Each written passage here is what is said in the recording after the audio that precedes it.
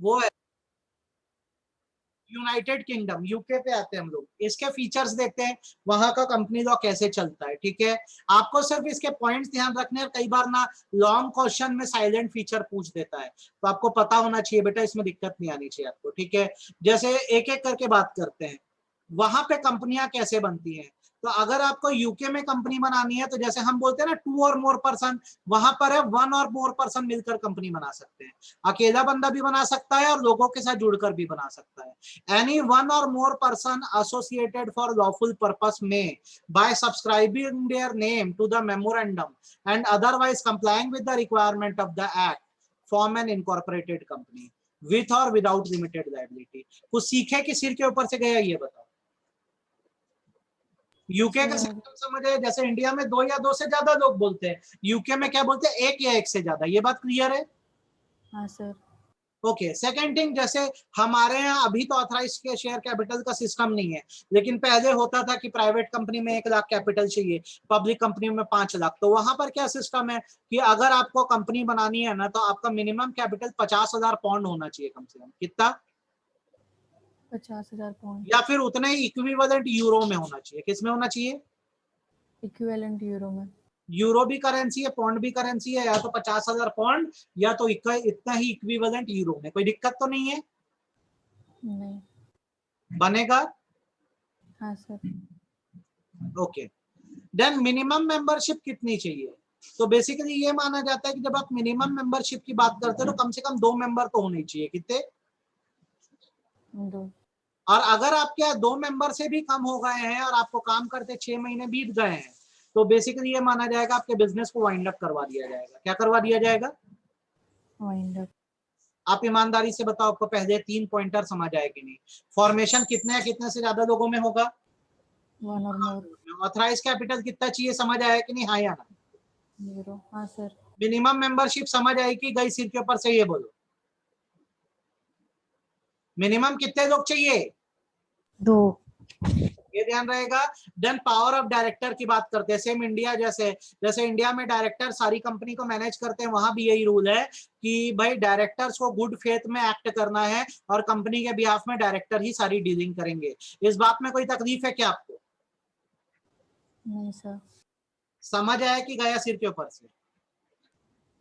आ गया। आ गया? सिर के ऊपर से तो नहीं गया ना? क्लियर है कि नहीं है? Clear sir. अब इसमें ये पॉइंट सबसे इंपॉर्टेंट है, ट्रेजरी शेयर का कंसेप्ट। किसका concept? Treasury share. Treasury share का मतलब होता है शेयर इन स्टॉक। दूसरे कंपनों शब्दों में, amount of share a company can buy back.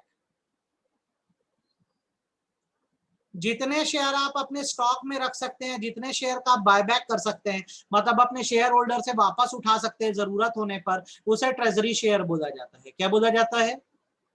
Treasury shares. ठीक, तो जैसे कि मैं बोलता हूं कि हमारी कंपनी में 100 मेंबर है। अब उसमें से जो फाउंडर्स हैं वो तनीषा है, वेदिका है, मानसी है, ऋषिता है। तो इन चारों को बोला गया कि तुम्हारे जो शेयर है जब मन करेगा कंपनी वापस उठा सकेगी, मतलब रीपरचेज कर सकेगी। तो तुम चारों के पास जो शेयर है उसको बाय नेचर कैसा शेयर बोला जाएगा? Treasury shares. ईमानदारी से बोलो, ट्रेजरी शेयर का मतलब समझ आया कि नहीं आया? हाँ सर, आ गया। अच्छे से।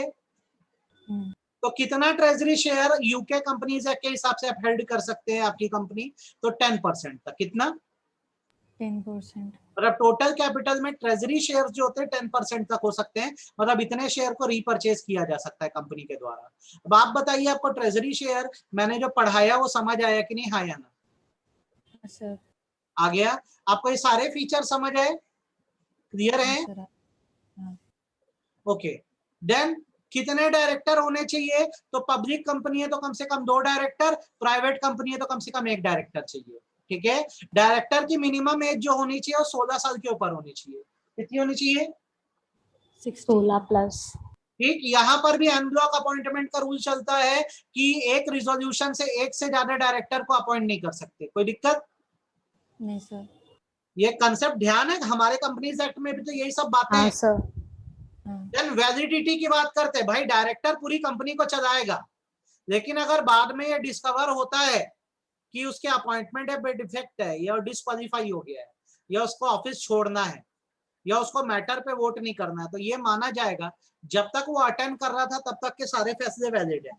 जब वो डिस्क्वालीफाई हो गया उसके बाद मीटिंग अटेंड नहीं कर सकते। कोई तकलीफ है क्या इसमें? नहीं सर।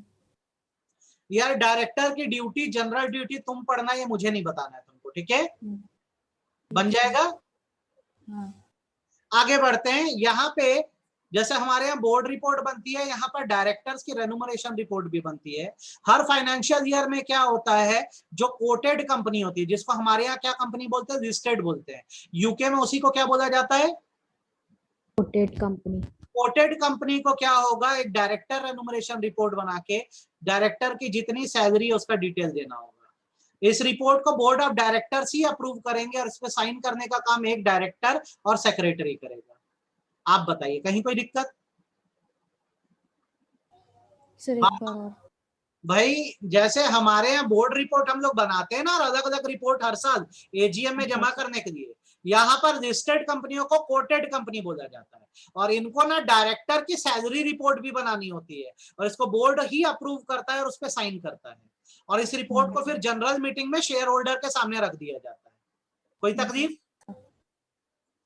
नहीं सर। समझ आया कि गया सिर के ऊपर से? क्लियर है? टफ लग रहा है क्या यार? समझ आ रहा है कि आ रहे। ये रिकॉर्डिंग दे देना, शांति से पढ़ देना फिर, ठीक है? Yes sir. अब उसके बाद सीएस रखना है कि नहीं रखना है, कंपनी सेक्रेटरी होना चाहिए कि नहीं?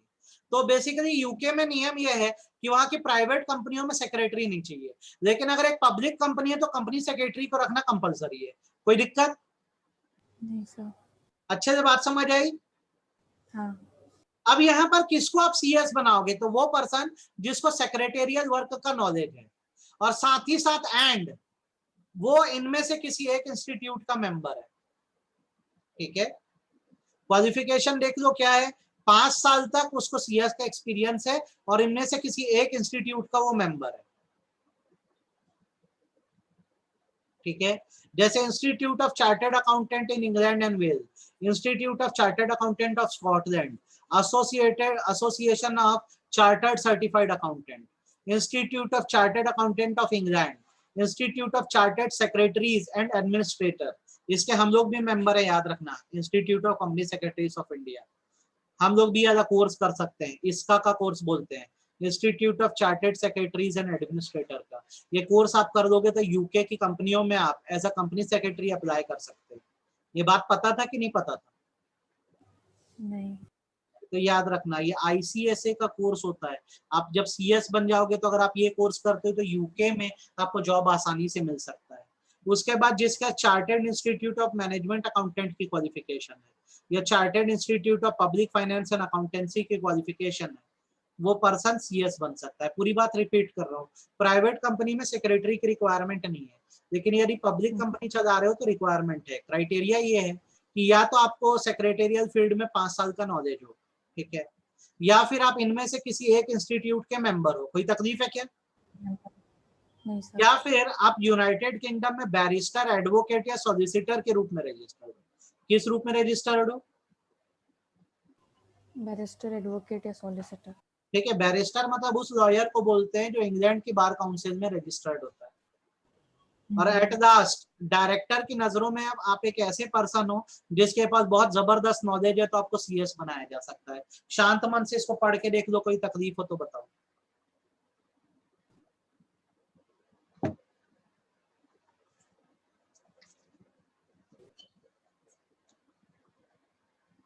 सर एक बार डी वाला पॉइंट। अगर आपकी पोजीशन कंपनी में बहुत पुरानी है, मतलब आप कंपनी से जुड़े हो, और डायरेक्टर को ये अपीयर होता है या लगता है कि आप सेक्रेटेरियल फंक्शन निभा सकते हो, तो यार आपको भी क्या बनाएंगे? सीएस बना सकते। सीएस बनाई? बात समझ में आई? हाँ सर। अच्छे से क्लियर है? हाँ। ये सीएस की ड्यूटी क्या है ये मैं नहीं बताऊंगा, ठीक है? जो मैंने पढ़ा है इंडिया में जो ड्यूटी है, फॉरेन में भी वही ड्यूटी है, तो अलग से क्यों दिमाग लगाएंगे? एग्जाम में हमको वही लिखना है जो इंडिया में जो सीएस करता है वहां भी वही करता है। बात समझ आई? इनका फाइनेंशियल ईयर क्या होता है? तो इनका फाइनेंशियल ईयर जो होता है वो first day of accounting period होता है, ठीक है? साधारण भाषा में तो 1 अप्रैल से 31 मार्च इनका भी चलता है, कोई तकलीफ? नहीं सर। इनके यहाँ भी जब अकाउंट्स बनते हैं तो उसमें ट्रू एंड फेयर व्यू दिखना चाहिए। क्या दिखना चाहिए? True and fair view. True and fair view दिखना चाहिए। अब वो अगर इंडिविजुअल कंपनी है तो उसके इंडिविजुअल अकाउंट में ट्रू एंड फेयर व्यू दिखना चाहिए। अगर बहुत सारी सब्सिडरीज हैं तो ग्रुप ऑफ कंपनीज में भी क्या दिखना चाहिए? ट्रू एंड फेयर व्यू दिखना चाहिए। और ये इसको इंश्योर कौन करता है? कंपनी का ऑडिटर इंश्योर करता है। कौन इंश्योर करता है? ऑडिटर। आप बताओ, कोई दिक्कत है क्या? नहीं सर। यहाँ के एनुअल अकाउंट पे कौन साइन करता है? वो इंडिया वाला रूल है यार, बोर्ड ऑफ डायरेक्टर साइन करते हैं। कौन साइन करता है? Board of director. एक सिग्नेचर कंपनी के बैलेंस शीट पे होनी चाहिए। किस पर होनी चाहिए? Balance sheet. ठीक है। और अगर आप सारे स्टैंडर्ड्स को फॉलो कर रहे हो तो आपको अलग से एडिशनल स्टेटमेंट या एनेक्जर लगा के बताना होता है बेसिकली कि आप क्या क्या कंप्लायंस फॉलो कर रहे हैं, और उस पर भी बोर्ड ऑफ डायरेक्टर की साइन होगी। फिर रिपीट कर रहा हूँ, मेरी बात को आप ध्यान से सुनो। बैलेंस शीट और सारी स्टेटमेंट पे डायरेक्टर की साइन चाहिए, और जो एडिशनल शीट एक्सप्लेनेशन लगे हुए हैं उस पे भी डायरेक्टर की साइन होनी चाहिए। कोई तकलीफ है क्या इसमें आपको? नहीं सर। बात समझ आई कि नहीं आई ये बताओ। अभी। हो गई। अब जब एजीएम में इस रिपोर्ट को आप रखेंगे और ये अप्रूव हो जाए तो एक प्रिस्क्राइब टाइम में इसको आरओसी के पास जमा करवाना होता है। कोई दिक्कत? नहीं सर। इंडिया में भी किसके पास जमा कराते हैं? आरओसी के पास। वहां पर भी क्या करना है? आरओसी के पास ही सबमिट कराना है। क्लियर है कि नहीं है? अच्छा। आगे सुनो, ये इंपॉर्टेंट है। अगर एक ऐसी एनुअल अकाउंट या रिकॉर्ड अप्रूव हो गए जो एक्ट के हिसाब से नहीं है, डायरेक्टर को यह बात पता थी, उसने नेग्लिजेंस दिखाई, तो उसके ऊपर पेनल्टी लगनी चाहिए कि नहीं लगनी चाहिए? हाँ सर। लगनी चाहिए। पढ़ के देखो, समझ आ रहा है कि नहीं बताओ।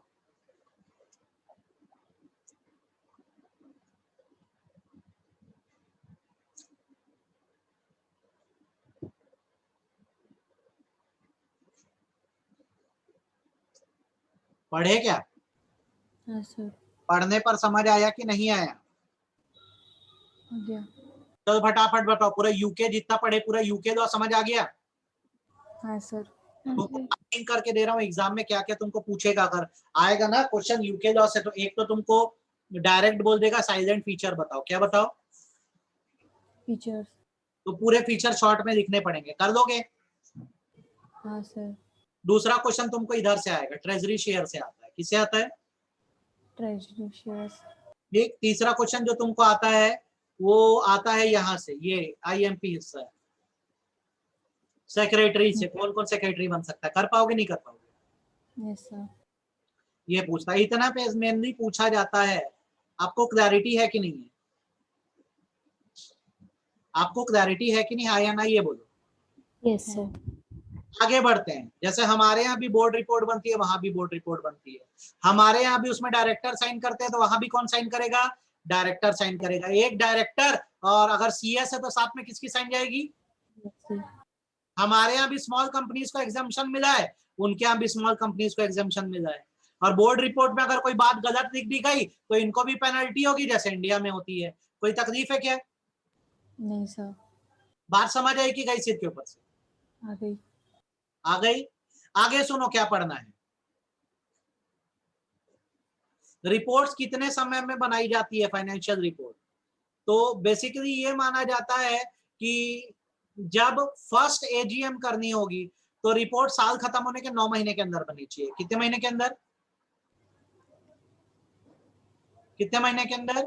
9 महीने के अंदर। दूसरी भाषा में आप ऐसे भी समझ सकते हो कि इनकी फर्स्ट एजीएम जो होती है वो साल खत्म होने के 9 महीने के अंदर होती है, और आगे से जो एजीएम होती है साल खत्म होने के 6 महीने के अंदर होती है। भारत में भी यही रूल है। हाँ सर। और नहीं कर पाए तो कितने महीने का एक्सटेंशन मिलता है? 3 महीने। 3 months। समझाना पड़ेगा कि समझ गया ये बताओ? समझ गए। कोई तकलीफ नहीं है इसमें? क्लियर है? क्लियर है सर। क्या मेंबर ऑडिट करवा सकते हैं कंपनी का? तो नॉर्मली ये माना जाता है कि अगर मेंबर्स को ये लगता है कि डायरेक्टर अपनी ड्यूटी ढंग से नहीं निभा रहे हैं तो मेंबर जो है स्पेशल ऑडिट करवा सकते हैं। इसके लिए कम से कम ऐसे मेंबर होने चाहिए जिनके कंपनी के कैपिटल का 10% हो। कितना परसेंट हो? 10%. या फिर अगर कंपनी में शेयर कैपिटल नहीं है तो टोटल मेंबर के 10% अगर मिलकर अप्लाई करे तो कंपनी का अलग से भी ऑडिट हो सकता है। ध्यान रहेगा। सर फिर से बोलूं कि क्लियर है? ये बोलो, ईमानदारी से बोलना। क्लियर है? हाँ या ना? हाँ सर. क्लियर है? हाँ सर. ऑडिटर की क्या ड्यूटी है? Same as India. Account and audit chapter पढ़े ना अपन? हाँ सर. इंडियन ऑडिटर की जो ड्यूटी है वहां के ऑडिटर की भी वही ड्यूटी है। कोई तकलीफ है क्या इसमें आपको? नहीं. आपसे बनेगा? Yes sir. ये आपका एक देश खत्म हो गया, कौन सा? यूके. यूके खत्म हो गया। अब आप बताओ, यूके में थोड़ा कॉन्फिडेंस आपको मैंने बता दिया, पढ़ना क्या क्या ब्लू मार्किंग है, आप वही वही एकदम अच्छे से पढ़ देना। ठीक है, साइलेंट फीचर है तो कम से कम इतना है, इजी इजी वाले 6-7 याद रखना, हो जाएगा। हाँ सर. अब दूसरा आता है बेटा यूएस का लॉ। कौन सा लॉ? यूएस का. यूएस में जो लॉ लगता है उसको एमबीसीए लॉ बोलते हैं। क्या बोलते हैं? एमबीसीए. ठीक है, एमबीसीए का फुल फॉर्म होता है मॉडल बिजनेस कॉरपोरेशन एक्ट। जैसे इंडिया में इंडियन कंपनीज एक्ट है ना, वहां पे मॉडल बिजनेस कॉरपोरेशन एक्ट है। कोई तकलीफ है क्या इसमें आपको? नहीं सर. आप समझ आई? तो ये जो मॉडल बिजनेस कॉरपोरेशन एक्ट है, ये वहां के कंपनीज को गवर्न करता है। क्या करता है? कंपनीज को गवर्न.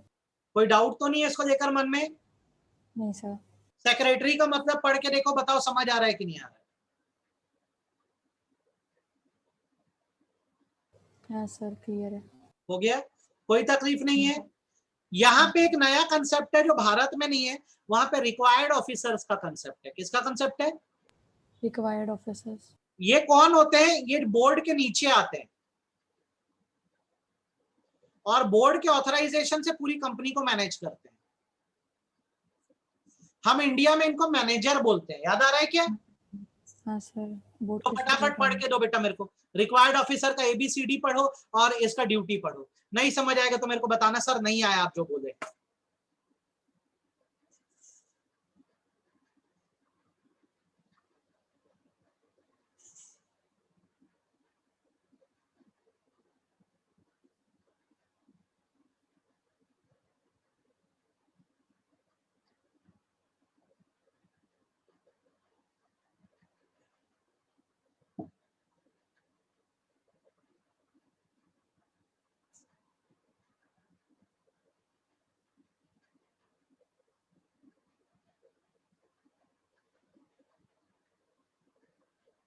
समझ आया हाँ या ना? हाँ सर, हो गया. क्लियर है? हाँ. ये standard of conduct for officer पढ़ो। ए पॉइंट पढ़ो, उसमें पॉइंट नंबर 1 पढ़ो, 2 पढ़ो, 3 पढ़ो। बी पढ़ो, इसमें 1 और 2 पढ़ो। पढ़ के दो मेरे को। अगर आपको एज ऑफिसर रखा गया है तो आपकी क्या कोड ऑफ कंडक्ट है, आपको क्या करना है? पढ़ के बताओ समझ आ रहा है कि सिर के ऊपर से जा रहा है?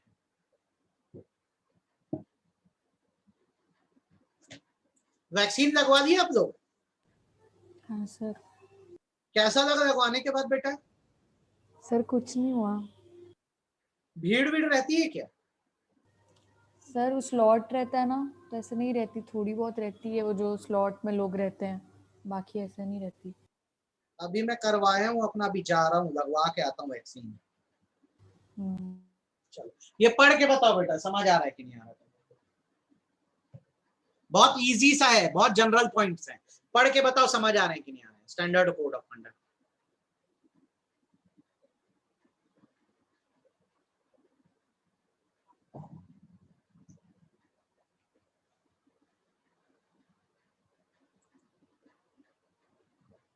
नंदनी कितना समझ आ रहा है? क्लियर है सर. हो गया सर. पढ़ो। ब्लू मार्किंग मतलब ये आएगा इसलिए पढ़वा रहा हूं।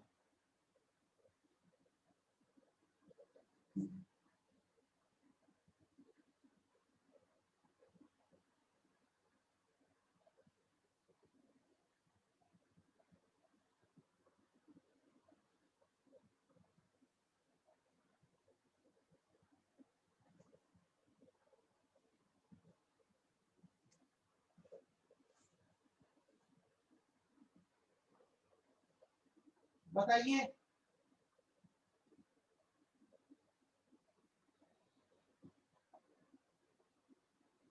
हाँ सर, क्लियर है। बढ़ सकता हूँ अगर आपसे बन रहा हो ये तो।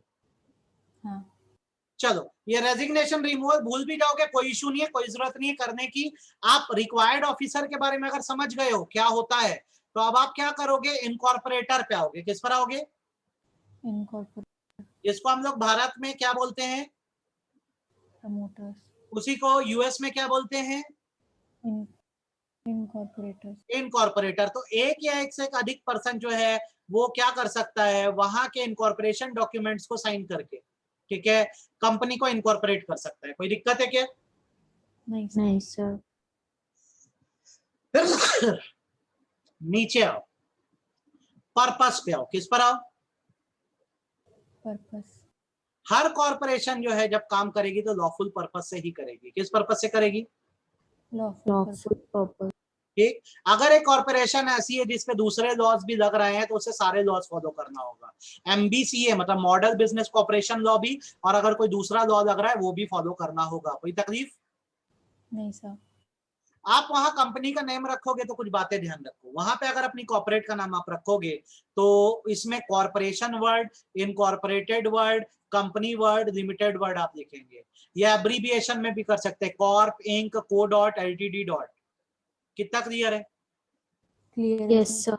कोई ऐसे शब्द का इस्तेमाल नहीं करेंगे जो बेसिकली गवर्नमेंट से आपका कनेक्शन दिखाए। कोई तकलीफ?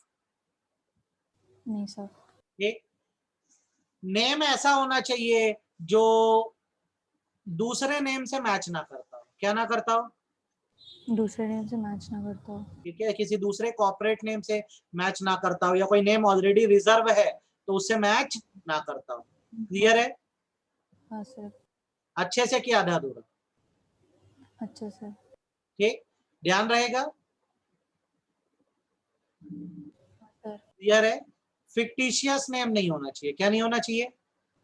फिक्टिशियस। Fictitious name. ठीक है। अगर आप नॉट फॉर प्रॉफिट कॉर्पोरेशन बनाए हो तो कोई बिजनेस नहीं करोगे। क्या नहीं करोगे? कोई business नहीं कर.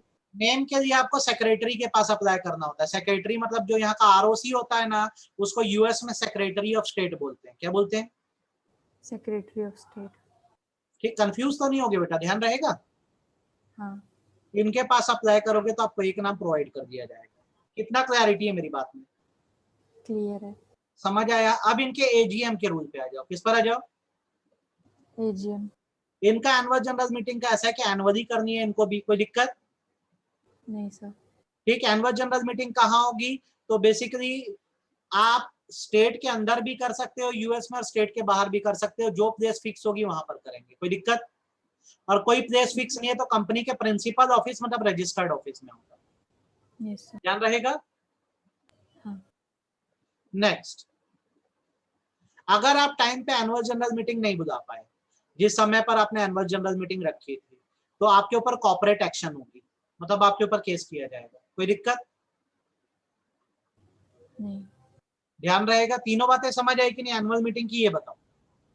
हाँ एनुअल Yes, sir. स्टेट में भी कर सकते हो, स्टेट के बाहर भी कर सकते हो, और नहीं करोगे ना तो भाई आप पे कॉर्पोरेट एक्शन होगी होगी। क्लियर है? हाँ sir. ओके। अब अगर AGM नहीं बुलाई जा रही है तो कंपनी के मेंबर्स जो है वहां की अथॉरिटी के पास अप्लाई कर सकते हैं। किस चीज के लिए? मीटिंग AGM कराने के लिए। है। ऐसा वो कब कर सकते हैं कि अगर साल खत्म होने के 6 महीने के अंदर मीटिंग नहीं हुई है। कितने महीने के अंदर? 6 मंथ्स के अंदर। या फिर लास्ट AGM से 15 महीने बीत गए। आपको पता है ना 2 AGM के बीच में कितने महीने से ज्यादा का गैप नहीं होना चाहिए। 15 मंथ्स सर। वही फंडा जो इंडिया में, वहां पर भी वही लगता है। कोई दिक्कत? नहीं सर। हो गया। हम्म। तो मीटिंग बुलवाने के लिए पहले शेयर होल्डर एक स्पेशल नोटिस बनाएंगे, और नोटिस की कॉपी जो है कंपनी के सेक्रेटरी को देंगे। वहां पर इसे कॉर्पोरेशन सेक्रेटरी बोला जाता है। क्या बोला जाता है? Corporation secretary. ठीक है। और इसमें बताया जाएगा कि भाई मीटिंग नहीं हुई है तो तुरंत मीटिंग करवाई जाए।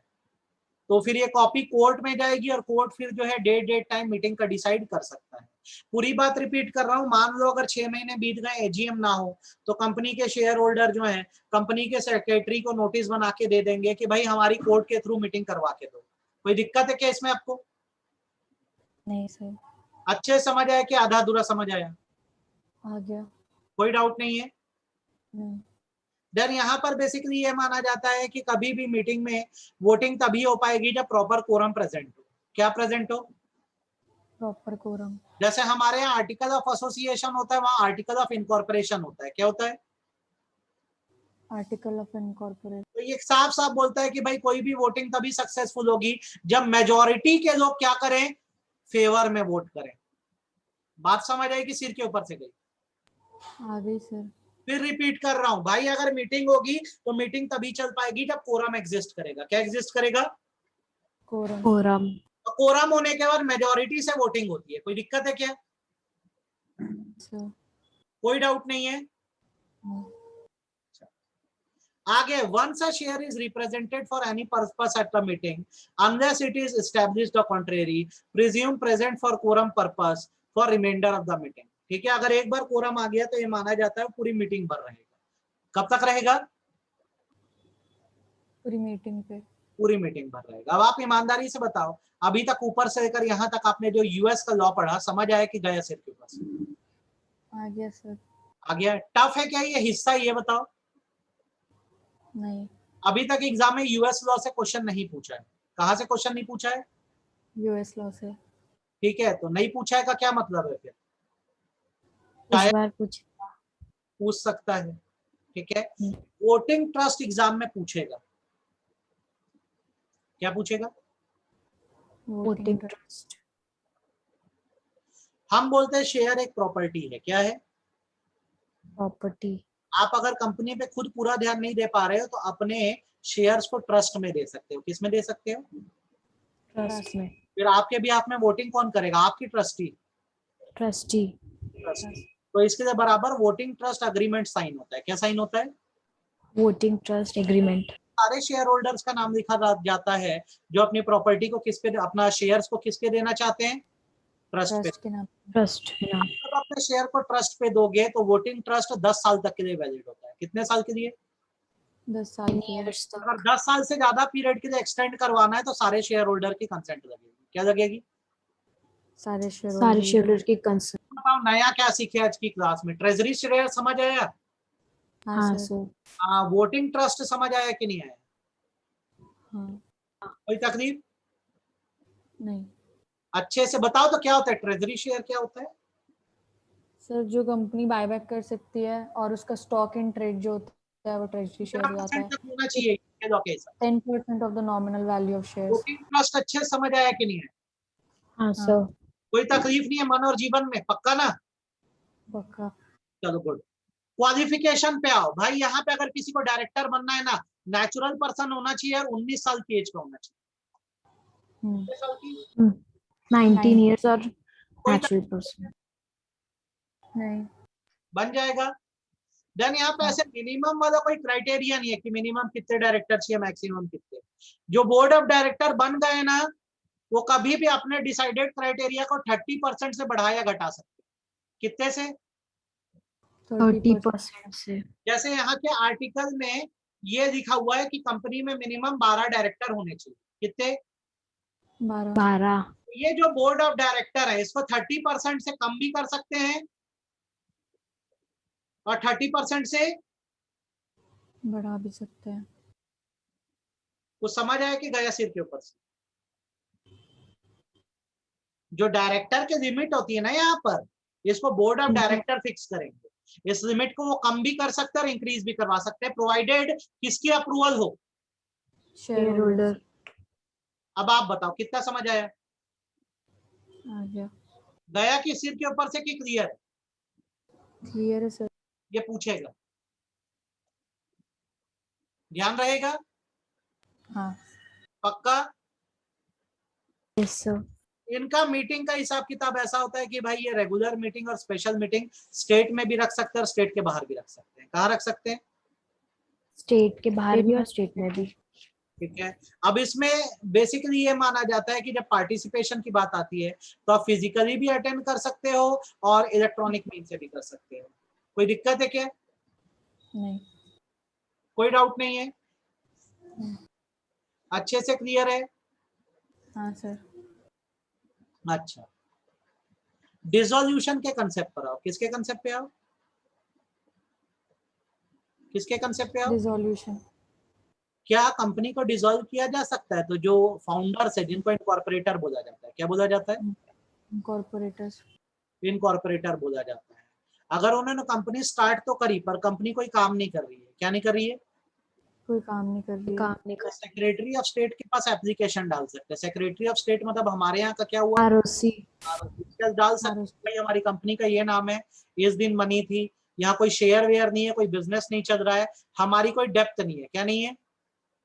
डेप्थ नहीं है। मेजोरिटी लोग चाहते हैं कि कंपनी को डिसॉल्व किया जाए तो डिसॉल्व हो जाएगी। इसके ऊपर से गया कि समझ आया? समझ आ गया। वैसे ही अगर चलती हुई कंपनी है, कैसी कंपनी है? चलती भी। ऑन द रनिंग कंपनी है, गोइंग कंसर्न कंपनी है, उसको बंद करना हो तो बोर्ड अप्रूवल भी लगेगी और शेयर होल्डर अप्रूवल भी लगेगी। जब बोर्ड शेयर होल्डर्स को कहेगा कि कंपनी को डिसॉल्व करना है और शेयर होल्डर भी इस बात पर रिजोल्यूशन पास कर देंगे तो कंपनी डिसॉल्व हो जाएगी। कोई दिक्कत नहीं सर। आपको ये दोनों सिस्टम समझ आया कि नहीं? हाँ या ना? ये मैं इतना मार्किंग कर रहा हूँ, इसको पढ़ना है अपने को बहुत अच्छे से, हो जाएगा? हाँ सर। ठीक, फिर बारी आती है कॉर्पोरेट रिकॉर्ड की। जैसे हमारे यहाँ रजिस्टर मेंटेन किए जाते हैं ना, हाँ सर। वहां पर क्या मेंटेन करेंगे हम लोग? Corporate record. इसमें परमानेंटली जो है सारी एक्शंस की रिकॉर्डिंग होती है। कोई दिक्कत नहीं है? पक्का ना? हाँ। फास्ट तो नहीं हुआ? समझ आया कि नहीं आया ये बोलो? आया सर। तो 2 देश कर डाले, क्या क्या कर डाले आज अपन? UK US. ठीक, थोड़ी देर बाद फिर मैं टाइम अभी इन्फॉर्म करूंगा, अपन आगे ऑस्ट्रेलिया और हांगकांग करेंगे। ठीक है? हाँ सर। तब तक ये 2 को आप ग्रास्प कर दो, बन जाएगा। मैं रिकॉर्डिंग थोड़ी देर में भेज रहा हूँ आप लोग को। ठीक है? हाँ सर।